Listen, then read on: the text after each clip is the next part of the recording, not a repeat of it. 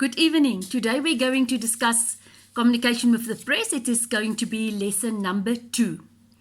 Now the timeline of how to organize a press release is actually very important. What are you going to do? You need to know. In the exams, they can scramble it and they can ask you how far is it on your timeline that you plan. Or they can give you the timeline and the different actions, and you need to be able to match B with A.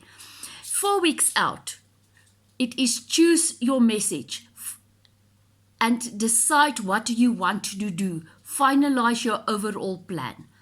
3 weeks out, begin contacting the people. Begin contacting the speakers, the potential speakers that you've got in mind, and begin looking for a location. And when you look for a location, always make sure you've got a backup plan. If you plan something outside, you also look for something inside if it rains on the day. 2 weeks out, finalize and confirm your speakers. Finalize and confirm your location. 1 week out, prepare and finalize your press parcels. That is the parcels that you're going to hand to your press with everything inside that they need.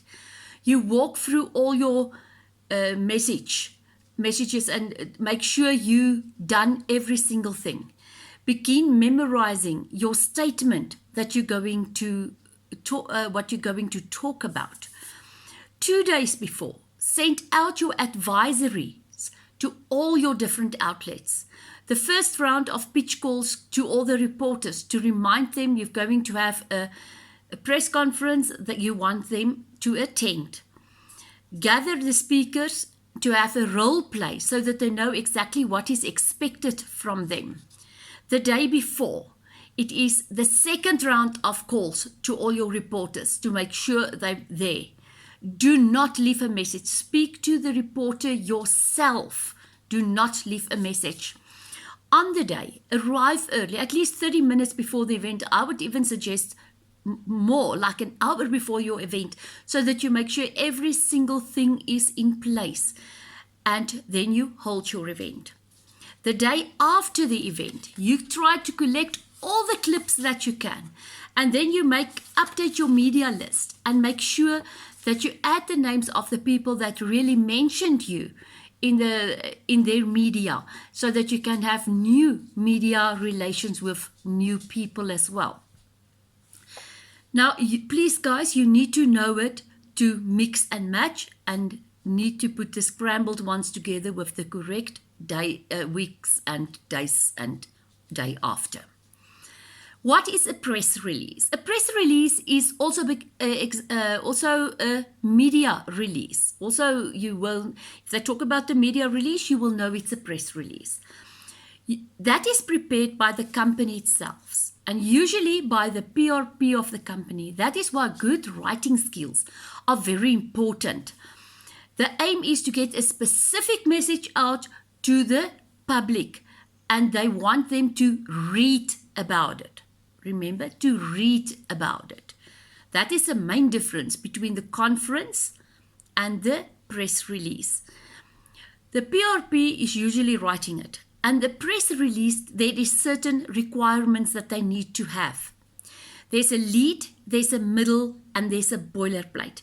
Now guys, on page 86, you need to go to page 86 because he has a lot of short questions asked in the exam about the boilerplate and the middle and the lead. You need to know the headlines. How must I write the headlines? No, you need to address the 5WH. Do you still know the 5WH? It is the who, the what, the when, the where, the why, the how. That needs to be done in your first paragraph, your lead. In your middle, it is extra information that you're giving the people. And the boilerplate, that is a short history of your company, telling them something about you so that they know exactly who you are. Tips for an electronic press release, because in today everything is electronic. Always try to send a downloadable logo of your business.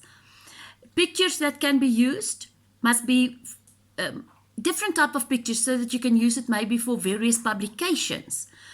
Do not send photo collages because that is not user friendly. The reporters rather will make a photo collage. Don't make a photo collage. Rather put the photos, send the photos to them, and they will use what they want to use. Do not release your press release as an attachment. Most of them do not want to open it anymore because it has there can be a lot of viruses. Download, type it out, and make sure it is in the correct format of a press release. And before you press that little button that says send, always do a spell check. Now, the last that we're also going to look at for this lesson is the technical aspects of how to write a press release.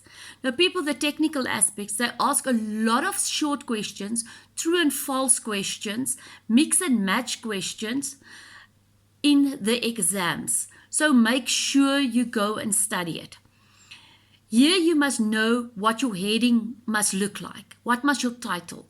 The title needs, for instance, need to be in caps. There is no characters. You are not allowed to use characters.